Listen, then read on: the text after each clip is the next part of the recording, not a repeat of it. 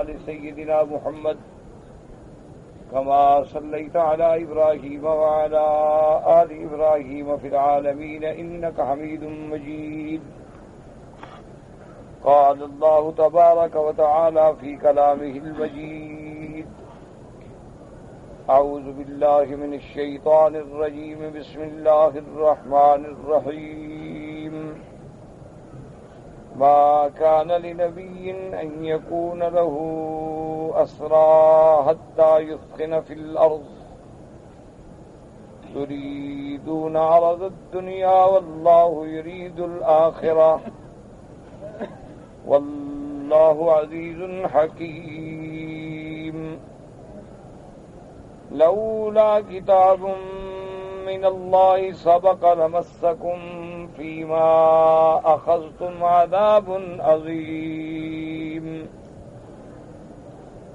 فكلوا مما غنمتم حلالا طيبا واتقوا الله إن الله غفور رحيم. ان آیات مبارکہ میں جو سورۃ الانفال کی آیات ہیں، اللہ نے اسارہ بدر کے بارے میں ارشاد فرمایا ہے. جیسا کہ کل ہم نے الحمدللہ اللہ کی توفیق سے درس میں پڑھا تھا کہ غزوہ بدر جو ہے دراصل یہ اول غزوۃ فی الاسلام، یہ سب سے پہلا غزوہ ہے، اور سب سے پہلا غزوہ بھی باقاعدہ یعنی جہاد کے ارادے سے یا جہاد کی تیاری سے تو حضور صلی اللہ علیہ وسلم مدینہ منورہ سے نکلے ہی نہیں، کیونکہ اس وقت تو مد نظر صرف ابو سفیان کا قافلہ تھا،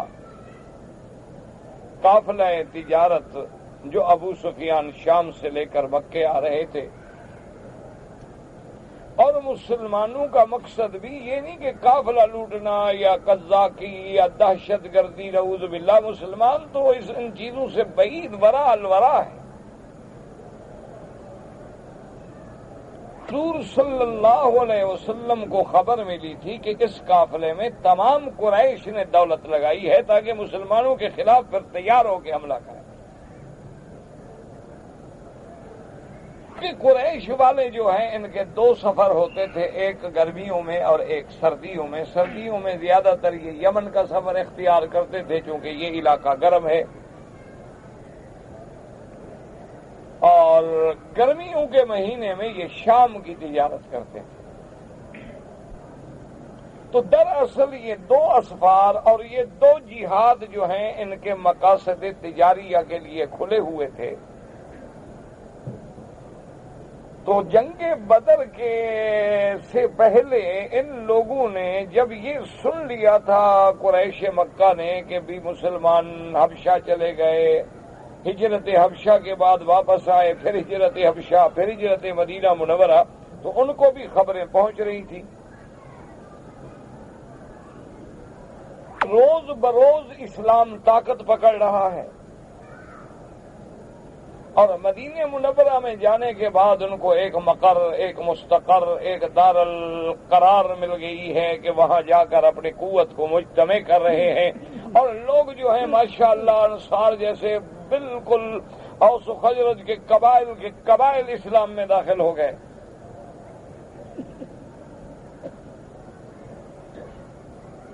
اور اسی طرح آپ دیکھ لیں کہ بڑے بڑے جو قبائل تھے یہود کے، بنی قریظہ ہیں، بنو نذیر ہیں، بنی قینقاع ہیں، ان کو بھی مقابلے کی ضرورت نہیں ہوئی کہ حضور کا جو استقبال ہوا مدینہ منورہ میں، کہ جب حضور صلی اللہ علیہ وسلم مدینہ منورہ میں تشریف لے گئے تو پورا مدینہ امڑ آیا نا حضور پاک کے استقبال کے لیے، جن میں بچے ہیں، بوڑھے ہیں، جوان ہیں، اور لوگ دوڑ پڑ رہے ہیں اور ٹوٹ پڑ رہے ہیں. اور ان نے جب دیکھا کہ اتنا بڑی طاقت اسلام کو مل رہی ہے تو اب کفار نے ایک تیاری کے لیے اتنا بڑا مال اکٹھا کیا اور تاکہ تجارت کا بہت زیادہ سامان آئے اور اس سے جو نفع ہوگا تو ہم اسلام کے خلاف خرچ کریں گے. تو دشمنان اسلام جو ہیں یہ تو کفار جو ہیں، خاص طور پہ یہودی، خاص طور پہ صہاینہ،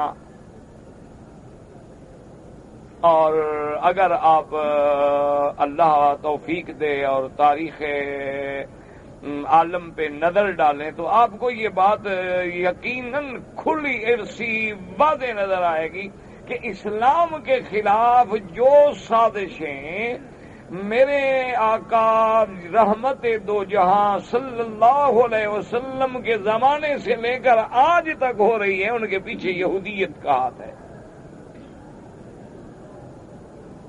اس کی وجہ یہ تھی، بات یاد رکھیں بھی، آخر چلو یہودی کیوں ایسے ہیں، اس بات کو بھی اللہ کے قرآن سے غور کریں اور سمجھنے کی کوشش کریں. لَتَجِدَنَّ أَشَدَّ النَّاسِ عَدَاوَةً لِلَّذِينَ آمَنُوا الْيَهُودَ وَالَّذِينَ أَشْرَكُوا. اللہ نے خود قرآن میں وضاحت فرما دی ہے کہ آپ پائیں گے کہ سب سے زیادہ دشمنی کرنے والے مسلمانوں سے، مومنوں سے کون ہے؟ یہودی یا مشرک. اس پہ کبھی غور کریں آپ کہ آخر بات کیا تھی. کافر تو نصرانی بھی ہے، نصرانی بھی مسلمانوں کو اچھا نہیں سمجھتے، وہ بھی دشمن ہے. اسی طرح دنیا میں دیگر کفر کے اقسام بھی ہیں، مثلا دیکھ لیں ہندو بھی ہیں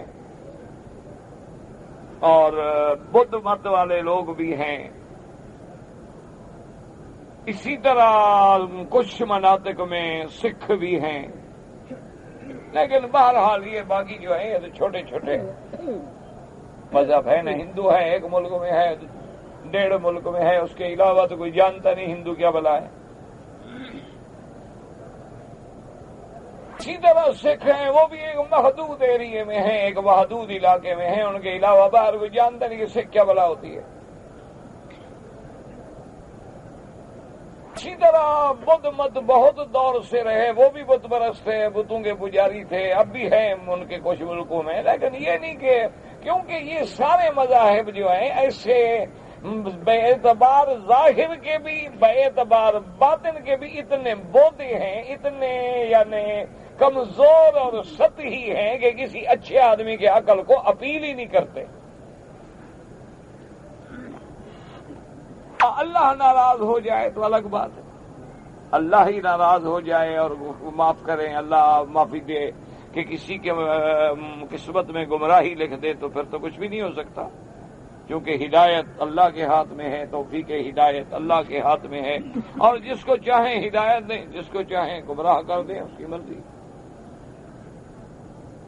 ورنہ یہ مذاہب جو ہے نا یہ سطحی طور دیکھو نا جی، کوئی دنیا کا عقل مند آدمی بھلا اس کے عقل میں یہ بات آ سکتی ہے کہ ہندو تو ہو مثلا 24-25 کروڑ اور خدا ہوں 35 کروڑ. یعنی کوئی ایک عام پرائمری پاس لڑکا جو ہے نا، میٹرک پاس، پرائمری پاس، مڈل پاس، ہائی اسکول پڑھنے والا، اس کو بھی کوئی ہر طرح دماغ میں آتا ہے کہ پوجنے والے تھوڑے ہیں، خدا زیادہ ہے. 35 کروڑ دیوتا ہے. یہ بھی آدمی کو بلا کبھی سمجھ آ سکتی ہے کہ دیوتا جو ہیں پھر جناب مذکر بھی ہیں، مؤنث بھی ہیں، دیوتا بھی ہیں، دیویاں بھی ہیں. یعنی کسی عقل والے سے بات کریں، اس کو چھوڑیں، اس کو کہیں بھی آپ غصے میں نہ، ٹھنڈے دل سے ہمیں بتائیں یہ کیسا مذہب ہے کہ جس میں خدا مذکر بھی ہیں، مؤنث بھی ہیں، مرد بھی ہیں، عورتیں بھی ہیں، دیوتا بھی ہیں، دیویاں بھی ہیں. اب یہ یعنی کسی شریف آدمی کے عقل میں آ سکتی ہے بات کہ دیوی جو ہے کالی ماتا جو ہے، کالی دیوی جو ہے وہ راضی نہیں ہوتی جب تک انسانی خون کا بلیدان نہ دیا جائے. کیا مانا؟ ایک بندے کو ذبح کرو اس کے چرنوں میں، یعنی بت کے چرنوں میں بیٹھ کے بندے انسان کو ذبح کرو، اور دیوی کے نام پہ چڑھاؤ اور خون چڑھاؤ دیوی کے نام پہ. اب دیوی خوش ہو جائے گی، راضی ہو جائے گی، خون پی لے گی اور اس کے بعد پھر تمہارے کام ٹھیک ہو جائیں گے. اور اگر تم نے یہ قربانی نہ دی نا، یہ بلیدان نہ کیا، تو دیوی جو ہے پھر وہ ناراض ہو جائے گی. آپ اندازہ کریں کہ کوئی انسان بھی دنیا میں بے وقوف سے بے وقوف اس بات پہ راضی ہوتا ہے کہ میرے کسی بچے کو ذبح کر کے میری نظر کرو. اچھا خدا ہے کہتا ہے ایک بندے کو ذبح کرو میں پھر راضی ہوں گا. آپ نے دیکھا ہوگا کبھی آپ باہر کے ملکوں میں جائیں تو میں نے تو دیکھا ہے بعض بازاروں میں ایسے خدا بکتے ہیں. بازاروں میں دکانیں ہیں، خدا بک رہے ہیں، باقاعدہ آپ خریدیں. قیمتی بھی ہیں، چھوٹے پیسے والے ہیں، زیادہ پیسے والے ہیں، مٹی کے خدا ہیں، لکڑی کے خدا ہیں، تانبے کے خدا ہیں، چاندی کے خدا ہیں، سونے کے خدا بنے ہوئے ہیں. اور کوئی خدا بینسری بجا رہا ہے، کوئی خدا جناب جو ہے وہ 4 سر ہیں، 4 عجیب تماشا ہے خدا. اور لائنوں میں پڑے ہوئے خدا، بڑے بڑے صندوق بھرے پڑے ہیں.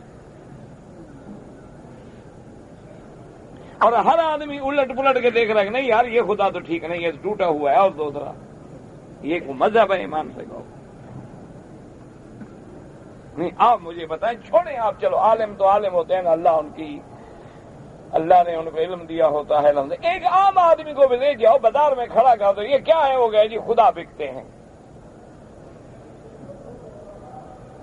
اسی لیے تو سیدنا ابراہیم الخلیل علیہ السلام جو امام الموحدین ہیں ماشاء اللہ، اور ابو الانبیاء والمرسلین ہیں، ان کو جب آزر کہتے ہیں نا کہ اس بت کو مارکیٹ میں بیچ کے آؤ، تو وہ ان کی رسی اس کی ٹانگ میں ڈال لیتا باپ کے اس بت کے، اور گھسیٹ کے لے جاتا بازار میں. بھی ہے کوئی میرے ابے کے خدا کو خریدنے والا؟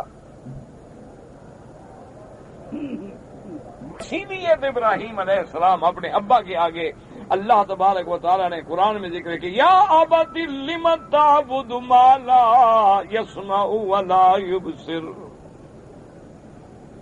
ولا يغني عنك شيئا. کہ ابا جان آپ کو کیا ہو گیا ہے؟ آپ کیسے اس کی آگے کھڑے ہو کے عبادت کرتے ہیں جو نہ سنتا ہے، نہ دیکھتا ہے، نہ کسی نفع نقصان کا مالک ہے.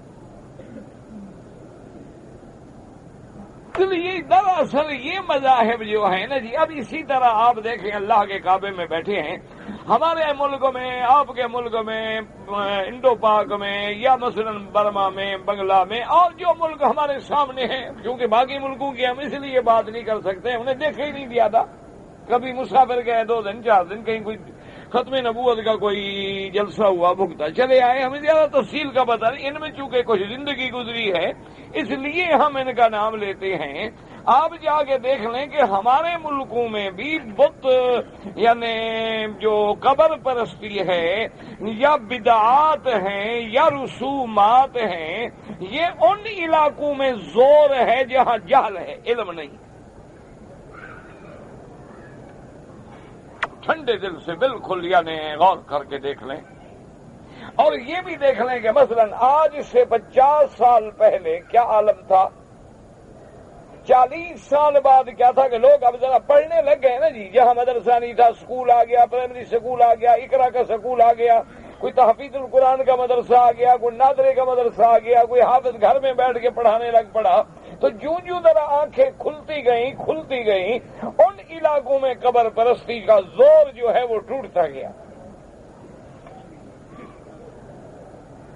علم آیا تو بندہ سوچتا ہے کہ کیا یعنی کل ہم نے اس کو اپنے ہاتھوں سے قبر میں دفن کیا ہے، آج قبر پہ سجدہ کرے،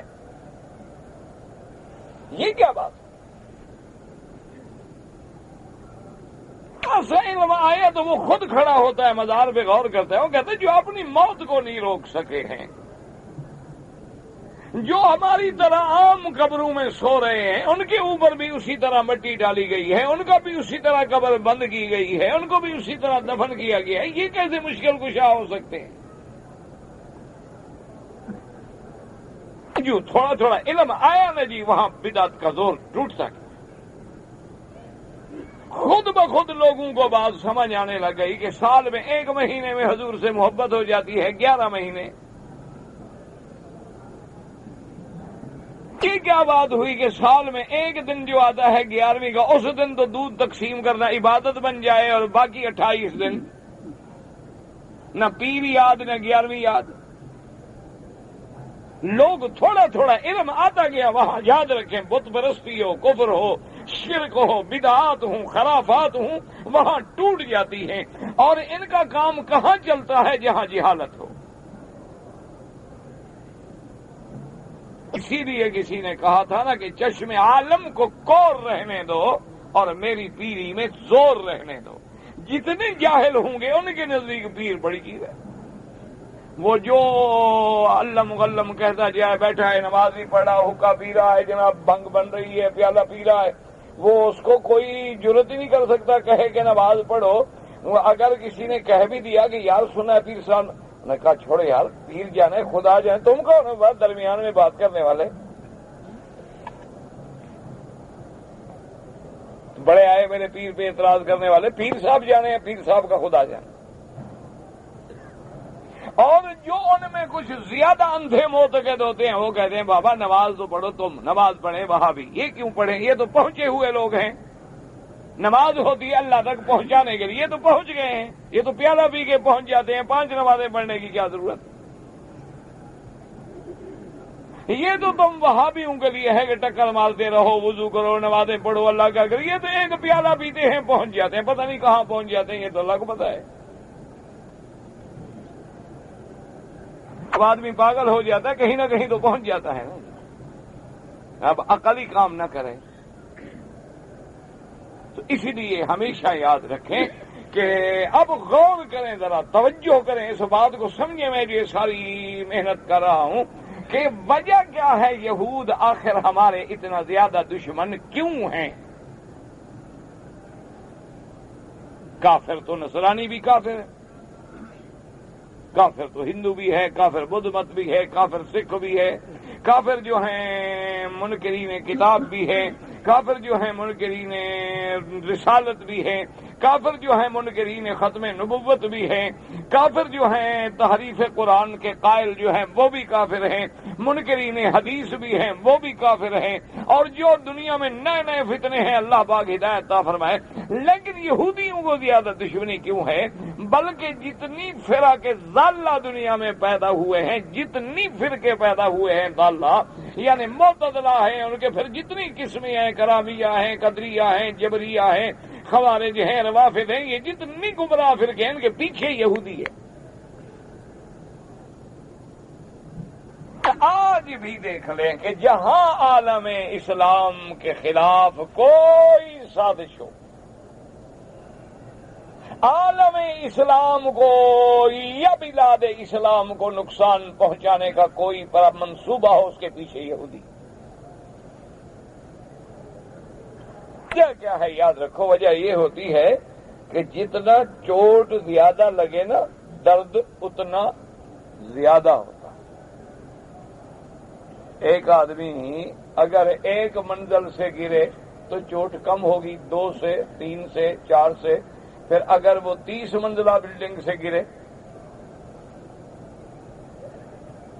اسی طرح ایک آدمی ہے اس کو ایسے جاتے جاتے کوئی پتھر پاؤں تلے آ گیا، ٹھیک ہے تکلیف ہوتی ہے. لیکن ایک آدمی کو اتنی چوٹ لگی ہے اور ایک کو اتنی چوٹ لگی کہ ہڈی ہی ٹوٹ گئی ہے. اب کتنا بڑا مضبوط آدمی ہو، لوگ اس کو اٹھائیں گے کہ کوئی کیا کر رہے ہیں اللہ کے بندے، ہڈی ٹوٹ گئی ہے میں کیسے اٹھوں؟ عجیب آدمی ہو، اٹھا رہے ہو مجھے. اصل وجہ کیا تھی؟ اب ذرا غور کریں، قرآن پہ نظر ڈالیں تو پھر بات سمجھ آ جائے. اسی لیے جس چیز سے چوٹ زیادہ لگے گی سب اسی کی مخالفت کریں گے. اس کی وجہ کیا تھی؟ اس کی وجہ پہ غور کریں کہ مدتوں تک نبوت جو ہے وہ بنو اسرائیل میں رہی، مدتوں تک، حتیٰ کہ قرآن پاک نے فرمایا ہے، قرآن پاک نے فرمایا ہے کہ قد فضلناکم علی العالمین، کہ ہم نے تم لوگوں کو اپنے جہان، اپنے زمانے میں عالمین پہ فضیلت دی. اور دیکھیں کہ ساری نبوت کے جتنے انبیاء آئے ہیں، مثلا 1,24,000 نبی ہیں، ان کے بعد ان میں غور کریں کہ کتنا ہزاروں انبیاء بنو اسرائیل سے آئے. یا بنی اسرائیل، یا بنی اسرائیل، یا بنی اسرائیل، سارے قرآن پہ نظر ڈال. جب ان کی اتنی بڑی سیادت تھی کہ نبوت کا خاندان جو ہے گویا سارے نبی بنو اسرائیل سے آ رہے ہیں، اور اب میرے آمنہ کے لال رحمت دو جہاں ولد اسماعیل سے آئے تو ایسی چوٹ لگ گئی ان کو کہ ہماری تو نبوت ختم ہو گئی. یہ بھی امید نہیں کہ آپ کے بعد کوئی اور نبی آئے گا. اگر دروازہ کھلا ہوتا تو پھر بھی امید کرتے کہ شاید اور نبی آ جائے، ہماری قوم سے آ جائے. اللہ نے حضور پہ نبوت ہی ختم کر دی کہ لا نبی بعدہ ولا رسول بعدہ. اس کے بعد اللہ نے فرمایا کوئی نبی نہیں، کوئی رسول نہیں، کوئی کتاب نہیں، کوئی شریعت نہیں. اب دین محمد مصطفیٰ صلی اللہ علیہ وسلم یہی دین اسلام ہے، اور یہی دین قیامت تک ہے. اس کے علاوہ اب کوئی دین قبول نہیں، نہ یہودیت، نہ نصرانیت، نہ اور کوئی دین. وَمَن يَبْتَغِ غَيْرَ الْإِسْلَامَ دِينًا فَلَن يُقْبَلَ مِنْهُ. اللہ نے فرمایا دین اسلام کے خلاف کوئی اور دین پیش کرے اللہ ہرگز قبول نہیں فرمائیں گے. اسی لیے حضور نے فرمایا کہ میری بعثت کے بعد، میری نبوت کے بعد جس کو بھی میری بعثت کا پتہ چلا، اگر وہ مجھ پہ ایمان نہ لے آئے، یہودی ہو کے مرے یا نصرانی، جہنم میں جائے گا. اور پھر اللہ نے نبوت بھی ایسی دی کہ امام الانبیاء والمرسلین، کہ موسیٰ علیہ السلام ان کا نبی بھی پیچھے کھڑے ہیں، مقتدی ہیں. تو ان کو چوٹ بھی تو بڑی لگی ہے نا، کوئی معمولی چوٹ تو نہیں لگی نا، کہ اللہ کے نبی کے آنے کے بعد وہ بنو اسرائیل کی جو سیادت تھی ان کے دماغوں میں وہ ختم ہو گئی. اسی لیے منافقین جو تھے مدینہ منورہ میں، عبداللہ ابن ابی اور اس کی جماعت جو ہے، وہ تو اس سوچ میں تھے کہ ابھی عبداللہ ابن ابی کو ہم مدینے کا سردار بنائیں گے، رئیس بنائیں گے، تاج پہنائیں گے. میرے مدینے کے جانے کے بعد تو سب کے چراغ بجھ گئے. جب سورج چڑھ گیا تو اب چراغ کون دیکھے؟ رات کو تو ہر کوئی اپنے کمرے کو روشن کرنے کے لیے دیا جلاتا ہے نا. دن کو دیکھا ہے کبھی کوئی دیا جلو؟ کہیں گے بیوقوف ہے، سورج نکلا ہوا ہے، پاگل ہو گیا. تو اب جب حضور صلی اللہ علیہ وسلم تشریف لے آئے تو آپ کی نبوت، آپ کی رسالت، آپ کی سیادت، آپ کی قیادت، آپ کی عظمت کا کون مقابلہ کرے؟ اس لیے جب حضور مدینہ منورہ میں آئے ہیں نا تو حضور کی شان، استقبال اور آپ کی عظمت اور آپ سے صحابہ کی محبت ہے کہ مدینے والے نکل نکل کے ثنیۃ الوداع کے مکان پہ کھڑے ہیں، انتظار ہو رہی ہے، حضور آ رہے ہیں. دیکھا بھی نہیں، آپ کا کلمہ پڑھنا تو دور کی بات، ابھی تو حضور کو دیکھا بھی نہیں تھا انہوں نے. اس لیے پھر یہودیوں نے اور اسی طرح مشرکین مکہ کو جو چوٹ پڑی ہے کہ یہ تو جناب ابتدا سے لے کر یعنی قصی بن کلاب کے زمانے سے لے کر ساری سرداری ان کے ہاتھ میں تھی. محبوب کا جو نسب نامہ ہے اسی طرح ہے نا، محمد ابن عبداللہ ابن عبد المطلب ابن ہاشم ابن عبد مناف ابن قصی ابن کلاب. تو حضور کے دادا ہیں عبد المطلب، پھر ہاشم، پھر عبد مناف، پھر قصی، اس کے بعد کلاب، اس کے بعد وقاف ابن مرہ بن علی اور نظر کنانا تک تو یہ ساری جو سب سے پہلے قریش کو اکٹھے کرنے والا کون ہے؟ قصی. اور سب سے پہلے ہاشم آپ کا ہی دادا ہے جس نے اپنی قوم کو تیار کیا کہ بھوکے مر رہے ہو، یہ کیا کر رہے ہو؟ تو ہاشم جو ہیں یہ پھر 4 بھائی تھے. ان کے جو ہیں 4 بھائی ہیں ہاشم کے، تو اس نے اپنے بھائیوں کو بھیجا کہ راستے میں جا کے بڑے بڑے حتیٰ کہ وہ شام تک پہنچے اور صنعا تک پہنچے اور حبشہ تک پہنچے اور کیسر روم تک پہنچے کہ بھئی ہم تو مجاورین بیت اللہ ہیں اور ہم تجارت کے لیے نکلیں گے، ہمیں راستے کے لیے امن دیا جائے. اور انہوں نے پھر تجارتی قافلے نکالے اور انہوں نے پھر اہتمام کیا کہ جو باہر سے لوگ حج پہ آئیں، عمرے پہ آئیں، ان کے لیے زمزم کا انتظام کرو، رہنے کا انتظام کرو، کھانے کا انتظام کرو، ان کا استقبال کرو، ان کی خدمت کرو، تاکہ تمہاری عظمت جو ہے لوگوں کے دلوں میں گھر کر جائے. اور پھر جو رہی صحیح کسر تھی نا جی، وہ اصحاب فیل کے قصے نے پوری کر دی. تاکہ قرآن کو اور فرمان رسول عربی صلی اللہ علیہ وسلم کو خدا کے لیے سمجھنے کی کوشش کیا کریں، اور اس کو سمجھنے کے بعد پھر عمل کی کوشش کیا کریں. اب دیکھیں کہ جناب یعنی قصی نے سب کو جمع کیا، اور اس کے بعد جو ہے ہاشم نے تو اتنا پھیلا دیا. اور پھر ہاشم کا اندازہ کرو کتنا عقل مند آدمی تھا، جو تجارت کر کے آتا نا کہتا بابا جو نفع ہو نا، جتنے مکے کے اپنے قریش ہیں نا، امیر ہیں یا غریب، سب میں برابر تقسیم کرو. کہتے کہ جناب انہوں نے پیسہ ہی نہیں ڈالا، تجارت پہ بھی نہیں گیا. کہا نہیں قریش تو ہے نا، کیا ہو گیا، غریب بھائی ہے نا، قوم کا بھائی ہے، ہمیں اللہ نے پیسہ دیا، تقسیم کر کے کھاؤ. تو اس کا نتیجہ کیا نکلا کہ سارے پاؤں پہ کھڑے ہو گئے. اور پھر انہوں نے اسی زمانے میں باقاعدہ انتظام کیا کہ سقایا الگ ہے جی، زمزم کا ڈپارٹمنٹ الگ. اس کے بعد جناب یہ کعبۃ اللہ کی کلید برداری ہے، سارا انتظام. اور پھر اس دور میں یعنی حضور کے دادا جو ہیں بعض کتابوں میں، تاریخی کتابوں میں، چونکہ یہ واقعات یاد رکھو، ہمیشہ کتابوں میں یاد رکھا کرو، اللہ ہمیں بھی آپ کو ہدایت دے کہ اب جو چیزیں حضور پاک سے پہلے گزری ہیں وہ لازماً سابقہ کتابوں میں ملیں گی. قرآن حدیث میں اگر ذکر آ گیا تو آ گیا، ورنہ تو نہیں آئے گا. اسی لیے آپ دیکھ لیں کہ حافظ ابن کثیر رحمت اللہ علیہ ہیں، ابن جریر ہیں، بڑے بڑے مفسرین کرام ہیں، وہ بھی اسرائیلی روایات کو کتابوں میں درج کر دیتے ہیں کیونکہ کہاں سے لے آئے مرجع.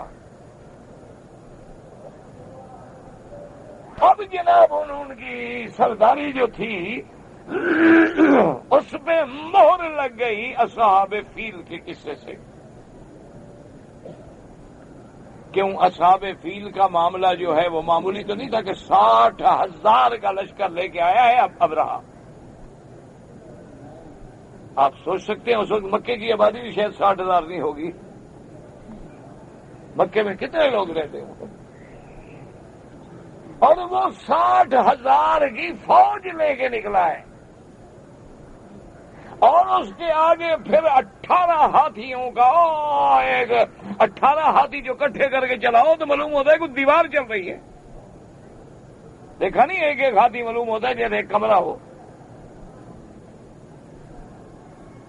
اور مقصد اس بدبخت کا یہ تھا کہ جب ہاتھی ہمارے ساتھ ہوں گے تو کعبۃ اللہ کی جو 4 پلر ہیں، بنیادیں ہیں، اساس ہیں، ان میں رسے باندھ کے ہاتھیوں کو باندھ دیں گے، ہاتھیوں کو جھنکائیں گے، ایک ہی دفعہ کھینچیں گے، کعبہ گر جائے گا، بس ختم ہو گئی بات. ایسے کون توڑتا رہے ایک ایک پتھر؟ اس لیے وہ لوگ ہاتھیوں کو ساتھ لاتے تھے. اور دوسرا ہاتھی سدھائے ہوئے ہوتے تھے، ان کو دور سے جو بھگاتے تھے بھاگ کے وہ ٹکر مارتے تھے. اسی لیے جو میرے بھائی انڈیا میں رہتے ہیں یا جاتے ہیں، آپ نے دیکھا ہوگا بڑے بڑے وہاں جو محل ہیں فتح پور سیکری وغیرہ میں یا اور کسی جگہ میں آپ نے دیکھے ہوں گے. آپ دیکھیں نا کہ بڑے بڑے جو شاہی محل ہوتے ہیں تو ان کا سیدھا دروازہ نہیں ہوتا بلکہ یوں آگے پھر یوں ہوتا ہے. وجہ کیا ہوتی ہے کہ سیدھا ہو تو پھر تو ہاتھی ٹکر مارے گا نا, یوں آگے زور ٹوٹ جاتا ہے ہاتھی کا. وہ یوں آئے گا پھر یوں ہوگا. یعنی جیسے آپ ایل کی شکل میں بناتے ہیں نا, پھر ایل کی شکل میں راستہ بناتے ہیں, کیونکہ اگر سیدھا شکل میں ہو تو پھر تو دور سے 4 ہاتھی بھاگیں گے, ٹکر ماریں گے, دروازے بھی اڑ گئے, دیواریں بھی گر گئی. اس لیے وہ لائے تھے, لیکن میرے اللہ نے, میرے رب کریم نے اپنے گھر کی حرمت کو قائم رکھا, اور اللہ تبارک و تعالی نے ہاتھیوں کے مقابلے پہ ایسا لشکر بھیجا کہ لوگ سوچ بھی نہیں سکتے. واہ میرا اللہ تیری خود.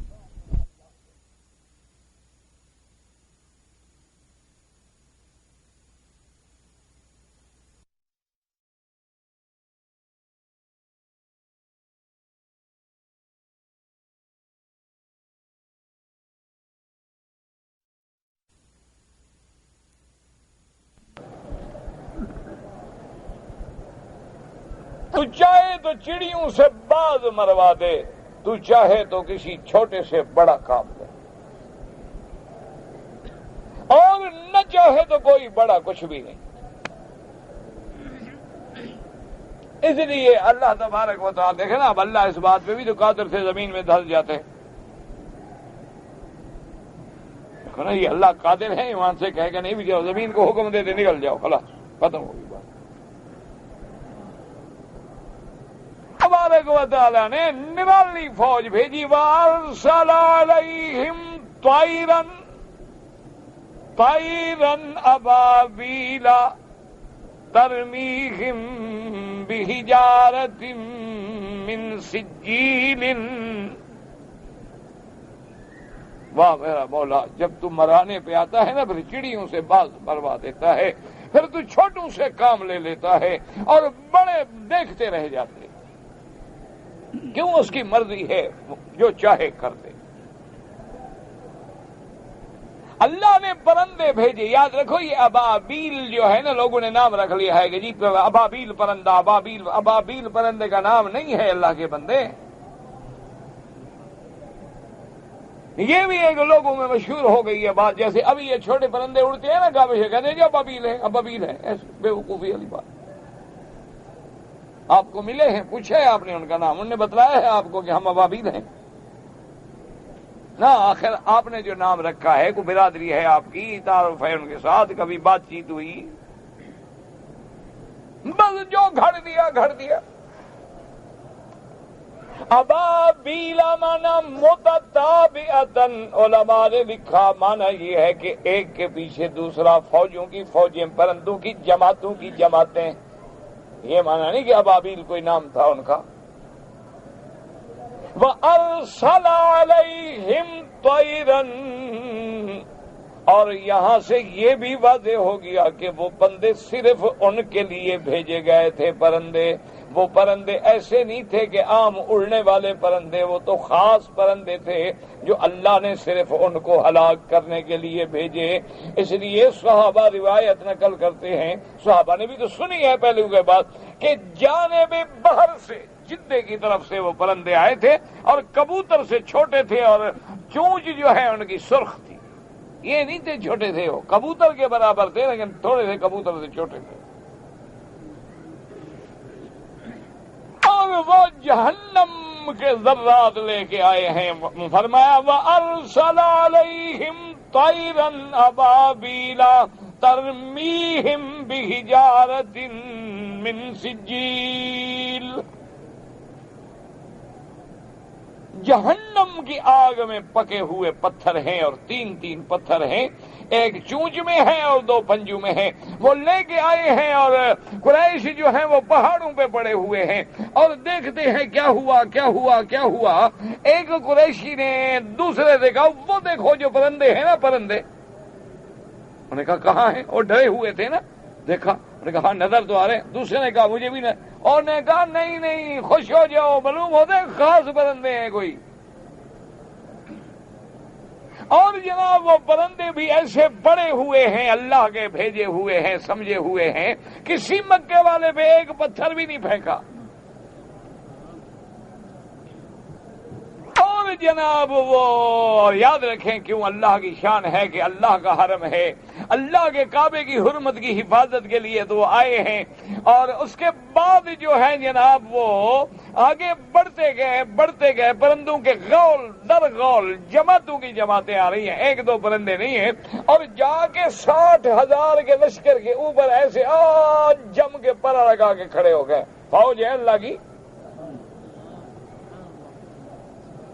اسی لیے میرا مولا کہتا ہے نا قرآن، اسی لیے دعا کرو اللہ ہمیں قرآن پاک کی سمجھ نصیب فرمائے، اللہ ہمیں حدیث رسول عربی صلی اللہ علیہ وسلم کی سمجھ نصیب فرمائے، محبت نصیب۔ أَلَمْ يَرَوْا إِلَى الطَّيْرِ فَوْقَهُمْ صَافَّاتٍ وَيَقْبِضْنَ۔ اللہ نے فرمایا یاد رکھو، کیا دیکھتے نہیں وہ پرندے جو اوپر اڑ رہے ہیں، ان کو کون اڑا رہا ہے؟ کبھی پر کھول رہے ہیں، کبھی پر ملا رہے ہیں،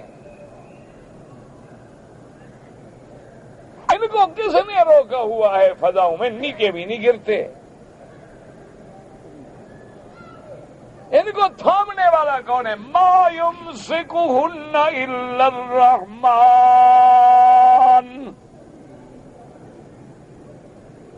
اللہ، صرف ایک چھوٹے سے پرندے پہ بھی غور کرو نا تو اللہ کی توحید ماننی پڑے گی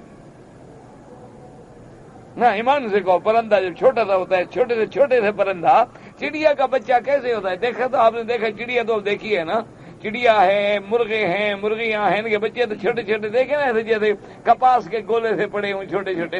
پھر ذرا جوں ان کو کون اڑنا سکھاتا ہے؟ ان کو اڑنا کون سکھاتا ہے؟ اور دیکھو کہ اگر جانور کا بچہ ہے تو اس کو چلنا کون سکھاتا ہے؟ اور ہر جانور کا بچہ جو ہے اس کو یہ کیسے پتہ لگ جاتا ہے 1000 گائے باندھ دو اور 1000 گائے کے بچڑے جو ہیں الگ کر دو، پھر جو چھوڑو سیدھا ماں کے پاس جائے گا۔ اچھا، ماں بھی دوسرے کو نہیں آنے دیتی قریب، حالانکہ ایک دن کے بچے ہیں، دونوں ایک ہیں، شکل ایک ہے، رنگ ایک ہے، دوسرے کا بچہ ہے، ماں بھی مارتی ہے اس کو، اپنا بچہ ہے تو بڑا ٹھنڈا ہو کے کھڑی ہو جاتی ہے، دودھ پلاتی ہے اس کو۔ یہ ساری چیزیں کون ڈالتا ہے؟ تمہاری کوئی یونیورسٹی تم نے بنائی ہے جہاں پرندے پڑھتے ہوں یا جانور پڑھتے ہوں؟ علماء نے لکھا کہ وہ جب پرندے آئے نا جی، این ابرہا کے لشکر کے اوپر آ کے کھڑے ہو گئے، اور ابرہا جوش میں ہے اور ہاتھیوں کو بڑھاتا ہے اور چلاتا ہے، اور ایک آدمی جو ہے صرف ایک وہ قید میں ہے، اس کا نفیل ابن حبیب قید ہو گیا تھا، وہ بھی لڑنے آیا تھا ابرہا سے کہ کعبے پہ حملہ نہ کرے، قید ہو گیا، جنگ ہار گیا۔ تو جب ہاتھی اٹھنے لگے نا جی، تو وہ آ کے ایک ہاتھی کے قریب کھڑا ہو کے کہتا ہے ابرو کیا محمود۔ ہاتھی بڑا جو تھا نا اس کا نام تھا محمود، یہ سب کا کتابوں کے حوالے ہیں، یاد رکھنا۔ تو اس کو کہتا ہے کہ محمود بات سنو، بیٹھ جاؤ، یہ تمہیں لے جا رہے ہیں خدا کا گھر توڑنے کے لیے۔ اب ایمان سے کہو، ہاتھی سمجھتے ہیں باتیں؟ اللہ چاہے تو سمجھا دے، ورنہ ہاتھی کو بولی جانتا تھا اس کی بھلا۔ اچھا، وہ بھی کیا کر سکتا تھا؟ اس نے کہا جو میں کر سکتا ہوں وہ تو کروں نا۔ اس وقت وہ تو قیدی ہے بیچارہ، خود کیا کر سکتا ہے؟ اس نے کہا چلو میاں، میں اب دیکھیں نا ابراہیم علیہ السلام کا آگ جو جل رہی ہے، ایک پھونک مار رہا ہے، ایک پانی کا قطرہ ڈال رہا ہے، نہ پھونک سے بڑھ رہی ہے نہ پانی کے قطرے سے بجھ رہی ہے، لیکن بات تو عمل کی ہے۔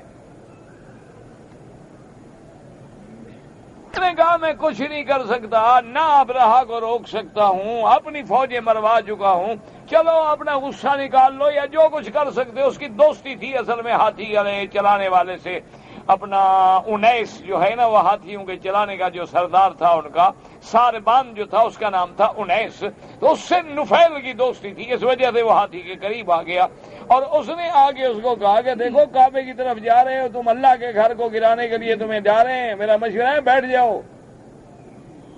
کہتے ہیں کہنے کی دیر تھی کہ ہاتھی بیٹھ گیا۔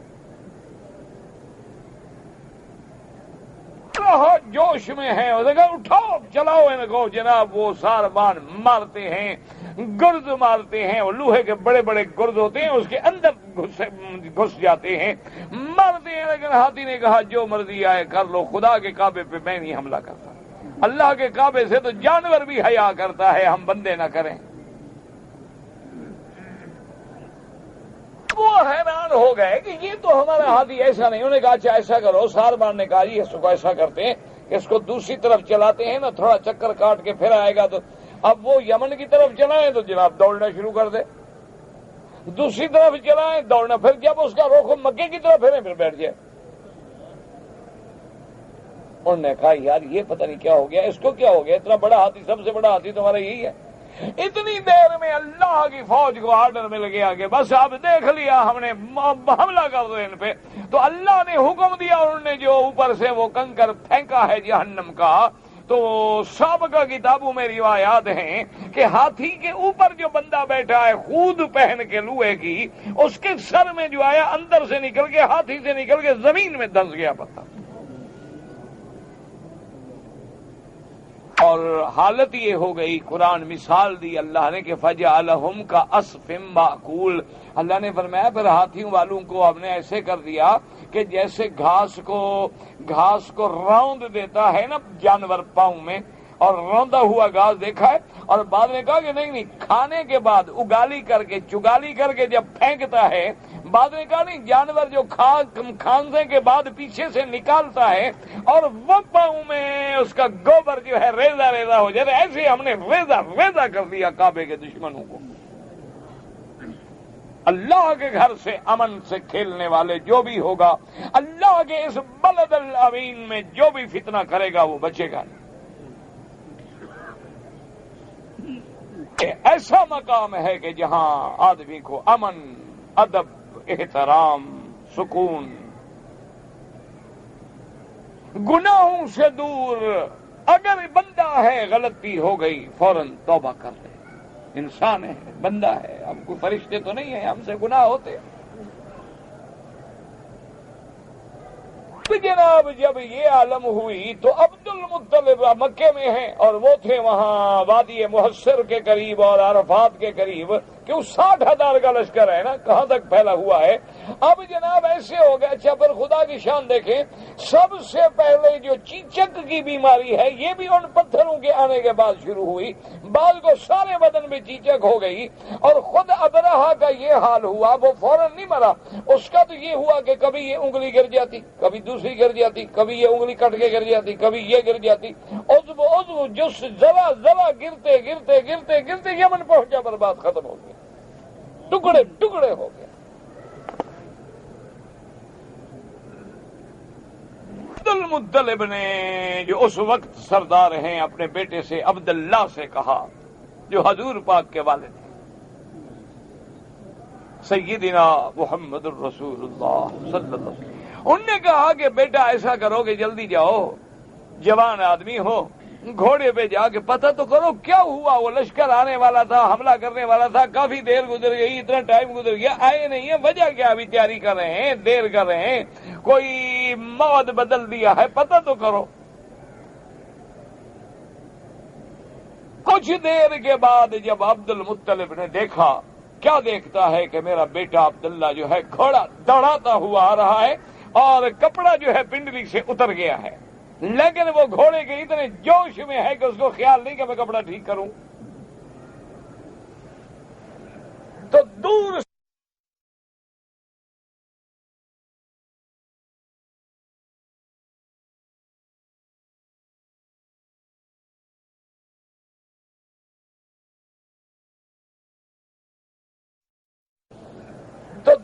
سے عبد المطلب کی جب نظر پڑی تو کہا ان ابنی من افرس العرب، میرا یہ بیٹا جو ہے نا یہ عرب کے گھوڑ سواروں کا بھی شہنشاہ سردار ہے، دیکھو ایسے کون گھوڑا دوڑا سکتا ہے۔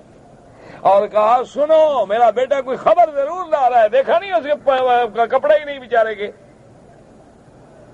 اور دور سے عبداللہ نے پکارا، اس نے کہا مکے والوں مبارک ہو مبارک ہو، نے کہا بعد گئے، انہوں نے کہا سب مر گئے، بھولے کو جميعاً، سب کے سب ہلاک ہو گئے۔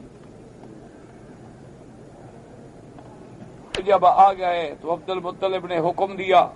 عبد المطلب نے کہا کہ وہ تو اللہ نے ہماری مدد کر دی ہے تو جلدی کرو، ان کا جا کے مال اکٹھا کرو. 60,000 آدمی بغیر مال کے تھوڑا ہے تھا، لشکر تھا. تو کہتے ہیں کہ عبد المطلب نے تو اتنا سونا چاندی جواہر زیور وہ جو ان کے گلے میں تھے ہاتھیوں کے اور جانوروں کے اور سب سامان سے لدے ہوئے تھے کہ 2 بڑے گڑھے کھدوائے عبد المطلب نے، ایک سونے سے بھرا اور ایک جواہر سے بھر دیا. اتنا مال ملا. لیکن تھا دیکھو سخی کتنا ہے. اس کا دوست تھا مسعود ثقفی عبد المطلب کا. وہ آیا اور اس نے کہا سنا ہے بڑا مال ملا ہے. اس نے کہا ہاں دیکھو یہ جو گڑھا ہے نا سونے کا بھرا ہوا ہے اور یہ جو ہے نا اس میں سارے زیور ہیں اور ہیرے موتی ہیں. تم میرے دوستو ان 2 میں جو پسند کرو، ایک تمہارا ایک میرا. تو سخاوت کرتے ہیں نا مکہ شریف میں خیرات دینی ہو نا، بندہ ڈھونڈتا ہے کہ چھوٹا نوٹ کون سا ہے، گنتا ہے یار یہ اور چھوٹے یار یہ تو 10 والا ہے نا، 10 دے دوں تو وہ خلاص، پھر تو خراب نقصان ہو. 5 یہ بھی بہت زیادہ ہے، چلو 1 ریال ہے دے دو بچی. جناب دولت مل گئی. اچھا باقی مکے والوں نے جا کے پھر باقی سب کا سامان لوٹا. تو اب اس واقعے سے قریش کی سرداری پہ مہر لگ گئی کہ اب تو سارے علاقوں میں دھاک بیٹھ گئی. انہوں نے کہا مکے والوں کے دشمنوں کو تو اللہ بھی مار دیتا ہے، ان کو نہ چھیڑنا. لوگ مکے میں رہتے ہیں ان کو نہ خراب کرنا، ان کو نہ پریشان کرنا ہے. جو ساری دنیا جہاں سے گزر جائیں ان کو عزت کے ساتھ جانے دو، تجارت کریں، سامان لے جائیں، جو مرضی ہے لے جائیں، ان کو نہیں چھیڑیے تو حلال حرم ہے. اسی لیے حضرت عمر بھی فرماتے تھے کہ بھئی جو جس کے گھر میں ہوتا ہے اسی کا اہل ہوتا ہے. مکے میں رہنے والے اللہ کے گھر میں رہتے ہیں تو اہل اللہ تو یہ ہیں. اس لیے فرماتے تھے کہ جو مکے میں رہتا ہے اس کو پریشان نہ کرو. اتنا اللہ کو یہ بات پسند نہیں کہ میرے گھر میرے ہمسائے کو چھیڑتے ہو. اسی لیے بعض مفسرین فرماتے ہیں کہ مکے میں گناہ کا ارادہ بھی کرو تو اللہ پکڑ لیتے ہیں. اس لیے دعا کریں کہ اللہ ہمیں گناہوں سے بھی بچائے، فتنے سے بھی بچائے، اور اللہ ہر مسلمان کے دل میں بلد الامین اور حرم آمن کا ادب پیدا فرمائے. تو اب یہ وجہ تھی. اب سارے واقعے کو دماغ میں رکھو کہ ابو سفیان یہ تجارتی قافلہ کیوں لا رہا تھا کہ جب طاقت جمع ہو گئی، پیسہ جمع ہو گیا تو اب مدینے پہ حملہ کریں گے. اسی وجہ سے حضور نے حکم دیا کہ ان کے قافلے کے مال کو پکڑ، یہ اسلام کے خلاف استعمال کریں گے، ورنہ حضور دولت لوٹنے کے لیے نہیں آئے تھے، مال کے لیے نہیں آئے تھے. اللہ کے نبی کا شان بلند ہوتا ہے. اچھا میرے اللہ کا فیصلہ بھی یہ اپنا تھا. اللہ نے فرمایا میرا محبوب آپ نکلے تو اس ارادے سے تھے، لیکن ہم نے یہ فیصلہ کر دیا کہ آپ کی ٹکر ہی ہو جائے، لڑائی ہو ہی جائے جو کل ہونی، تاکہ ایک تو وہ اعتراض ہی ختم ہو جائے گا قیامت تک دشمنوں کا جی قافلہ لوٹنے آئے تھے. قافلہ تو نکل گیا نا جی، خلاص جان چھوٹ گئی.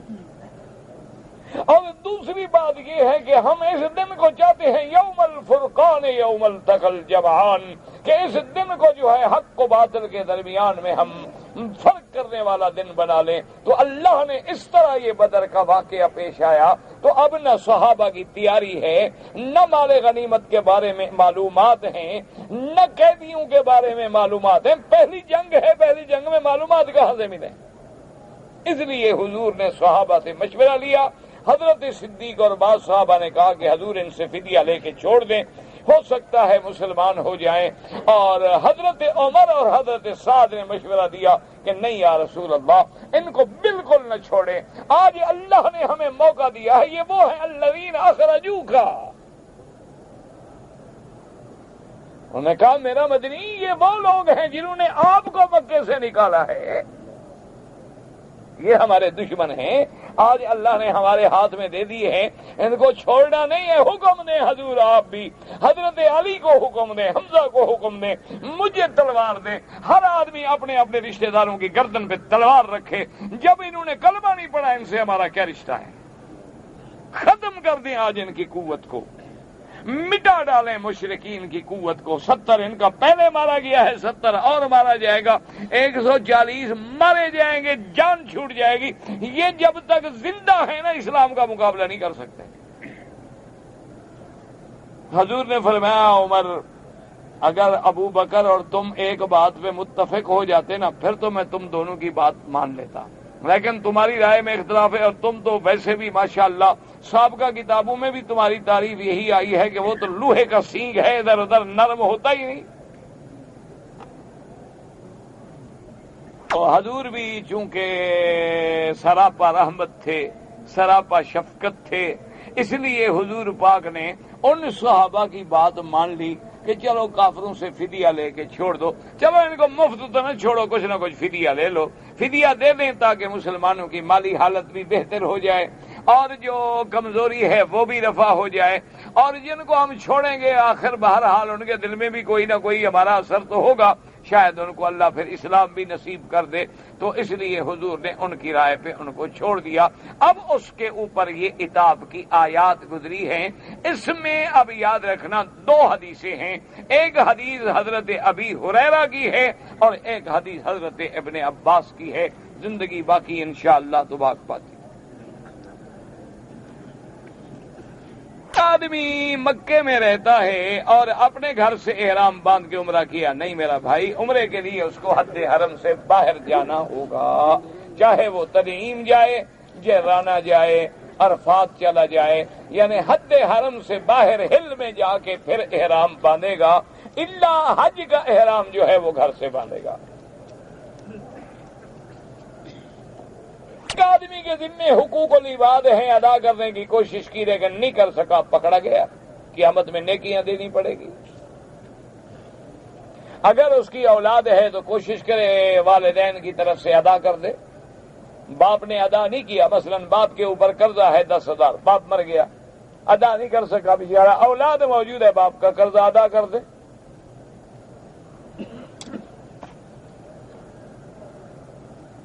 اللہ کا گھر اللہ حفاظت کرنے والا ہے تو بندے کیوں نہ رکھے، یہ اسباب ہیں، یہ بھی اللہ کا حکم ہے۔ پھر حضور فوج لے کے کیوں آئے بدر؟ حضور باغ جنگ احد میں فوج لے کے کیوں آئے؟ مکہ فتح کرنے کے لیے 10,000 کا لشکر لے کے کیوں آئے؟ اسباب پہ عمل کریں گے، توکل اللہ پہ کریں گے۔ یہ معنی نہیں ہوتا کہ اب پیاس بجھانے والا کون ہے تو پانی کیوں پیتے ہو؟ پانی نہ پیو نا، اللہ بجھا دیں گے، اللہ تو قادر ہیں بجھا دیں، اور پانی پینے کے بعد بھی نہ بجھائیں، اللہ اس پہ بھی قادر ہیں۔ لیکن اسباب یہ ہے کہ پانی، پیاس میں پانی پیئیں گے، بھوک میں کھانا کھائیں گے، بچے کی خواہش ہوگی تو شادی کریں گے۔ ویسے تم بیٹھ جاؤ صوفی بن کے دعا کرتے رہو، اللہ میاں بچہ دے دے، اللہ میاں بچہ دے دے، تو ایسے وہ تو کان سے پکڑ کے باہر نکال دو، شادی کی نہیں، بچہ تمہیں پیدا ہوگا۔ صوفی بھی ہوتے ہیں نا، اللہ ہدایت دے بس۔ جب اللہ حفاظت کرے، یہ بھی اللہ کا حکم ہے، اعدوا لهم ما استطعتم من قوة۔ مڈانا جو ہے گناہ ہے، بھائی کوئی مڈائے، بڑا ہو یا چھوٹا ہو، جو گناہ ہے سب کے لیے گناہ ہے۔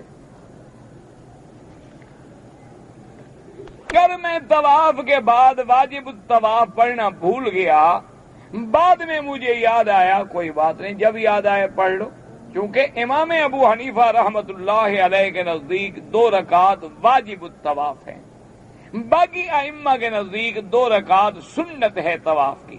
اگر پڑھیں گے تو ثواب ہے، نہیں پڑھیں گے تب بھی طواف پورا ہو گیا۔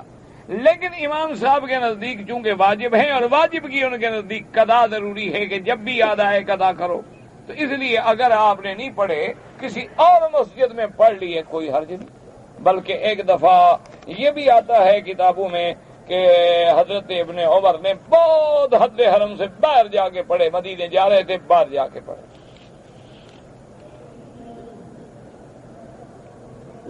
آنے کے بعد میرے بیٹے کا انتقال ہو گیا، 7 مہینے گزر گئے، اب جنازہ پڑھنے کی کوئی ضرورت نہیں۔ دعا کریں ان کے لیے. جنازہ بھی تو دعا ہے نا.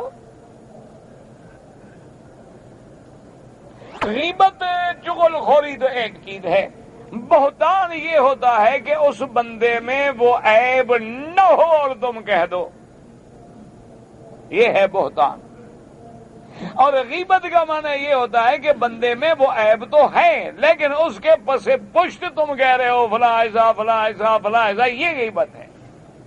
یعنی اس میں عیب تو ہے. اللہ معاف کرے بیچارہ چوری کرتا ہے, یا مثال کے طور پر اللہ معاف کرے اس میں شراب کا یا کوئی گندی عادت ہے, اسی کا آپ ذکر کر رہے ہیں فلاں شرابی ہے جی فلاں شرابی ہے جی فلاں شرابی ہے. یہ غیبت ہے. اور اگر اس میں یہ عادت نہیں ہے اور کہہ رہے ہو تو یہ بہتان ہے.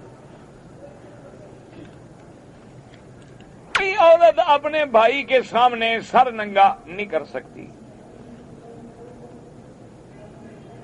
سورت توبہ میں بسم اللہ الرحمن الرحیم نہیں لکھی گئی درمیان میں تاکہ صحابہ میں رضوان اللہ علیہم اجمعین میں یہ بات آ گئی تھی کہ سورت الانفال اور سورت توبہ یا سورت برا ایک ہے, اس لیے انہوں نے اکٹھا لکھ دیا اور درمیان میں بسم اللہ چھوڑ دی کہ ایک ہے تو ہم نے بسم اللہ نہیں لکھی, اور اگر الگ ہے تو علیحدہ علیحدہ ہے. پتہ یہ منع نہیں کہ بسم اللہ پڑھنا ہی منع ہے. آ گیا ہوں عمرے پہ لیکن کریڈٹ کے ذریعے پتہ نہیں کریڈٹ کارڈ کیا پتہ نہیں کیا بلا ہوتی ہے. بہرحال پہلے میں یہاں رہتا تھا, نوکری ریزائن کر گیا تو ضروری ہے کہ آپ اردو میں انگریزی لکھ کے ہمیں روپ ڈالیں کہ میں آپ انگریزی پڑھے ہوئے ہیں. یہ کریڈٹ کارڈ اور ریزائن ہو سکتا ہے میں آپ سے کچھ زیادہ پڑھا ہوا ہوں, لیکن یہ دشمن کی بولی ہے, اس سے روب نہیں پڑتا. اس سے واضح ہوتا ہے کہ تمہیں اسلام سے کوئی الرجی ہے. اپنی بولی بولتے ہوئے تمہیں شرم آتی ہے, کافروں کی بولی بولتے ہوئے فخر محسوس کرتے ہو کہ انگریزی بول لیتے ہو. انگریزی بولنا کو بڑی بات ہے. تو بہرحال اب آپ کو افسوس ہے تو افسوس کا علاج یہی ہے کہ استغفار کرو اللہ کے آگے اور اللہ سے معافی مانگو, اللہ اور پھر رزق کا دروازہ کھولیں گے. بہرحال وطر نہیں پڑھ سکا ہوں میں تو جو اگر امام ابو حنیفہ رحمۃ اللہ قضا کر لیں, جیسے نماز رہ جائے بعد میں قضا کر لو, وطر رہ گئے رات پھر پڑھ لو. باقی ائمہ کے نزدیک وطر سنت ہے, قضا نہ کرے کچھ نہیں. اگر مکے میں رہنے والے بھی باہر چلے گئے کسی بھی ملک میں, جب واپس آئے میقات پر تو ان کو بھی احرام باندھنا چاہیے, بالکل باندھنا چاہیے. میقات جب بنائے گئے حضور پاک نے پابندی لگائی کہ ان سے بغیر احرام کے نہ گزرو. وہاں یہ تو نہیں فرمایا کہ مکے والے ہو مدینے والے ہو فلانے سے گزر جاؤ اور باقی نہ گزرو. وقت رسول اللہ 5 مواقیت, 5 میقات بنا دیے گئے تاکہ حرمت کعبہ جو ہے اسی میں ہے کہ اس جگہ سے آ کے اپنے غرور کے اور کبر کے کپڑے اتار کے 2 کفن کی چادریں پہن کے بندے بن کے آؤ خدا کے گھر میں. اب یہ الگ بات ہے کہ ایک آدمی کی نوکری ہے, کاروبار ہے, ملازمت ہے, وہ عمرے کی نیت ہی نہیں کر رہا, تو باقی امام احمد ابن حنبل رحمۃ اللہ علیہ اور امام شافعی رحمۃ اللہ علیہ ان کے نزدیک تو گنجائش ہے کہ وہ احرام نہ باندھے تو دم نہیں ہوگی. امام ابو حنیفہ فرماتے ہیں نوکری ہے کچھ ہے, جب میقات سے آئے تو احرام باندھے. اگر مشین سے جانور کو کاٹ کے ذبح کیا جائے وہ حلال نہیں ہے. جھٹکے سے کیا جائے, مشین سے کیا جائے, گولی سے کیا جائے, اونچی جگہ سے گرا کے کیا جائے, یا پہلے نشے کے انجیکشن دے کے بعد میں مر, سب حرام ہیں الا ذبح کیا جائے اسلامی طریقے سے. کیونکہ اللہ کی حکمت ہے کہ وہ دم مسفوح جو ہے, وہ گندا خون جو ہے, اس کے نکلنے سے اللہ پاک جانور